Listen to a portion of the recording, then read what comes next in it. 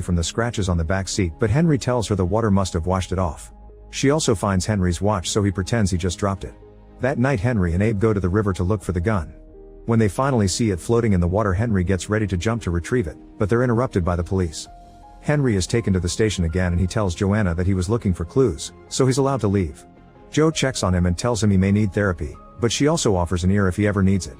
This makes him remember his time at the asylum and all the horrible treatments the doctors put him through. Henry decides to try therapy anyway. After some chatting, the therapist Lewis decides Henry needs more people he trusts and can talk to in times of need, since obviously being a loner has taken a toll on him. Meanwhile, the cops find the gun where Henry saw it last night. It's a very old model and registered in Brooklyn under the name Richard Smythe. They go to the address on the gun license and find the apartment empty except for a dead body.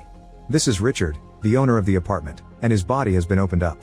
Joe calls Henry, who checks the body and explains this guy was autopsied while still alive. The cuts were done by a very exact blade, like a hunting knife. Getting suspicious, Henry rushes back to his office and checks his tool bag. It turns out his own hunting knife is covered in blood. Then Henry shares this with Abe, who concludes they must either leave the city or trust Joe with the secret. Meanwhile, Joe arrives at the lab and Lucas tells her that Henry has been acting weird. He also reveals that Richard's body was autopsied in Henry's style. Joe goes to the antique store and finds Henry packing to leave the city. She also sees him holding the bloodstained blade. Abe tells him to confess the truth, but Henry keeps thinking about his torture in the asylum. Henry is taken to the police station and he tells Joanna and Joe a modified story, saying he has an insane stalker who thinks he's immortal.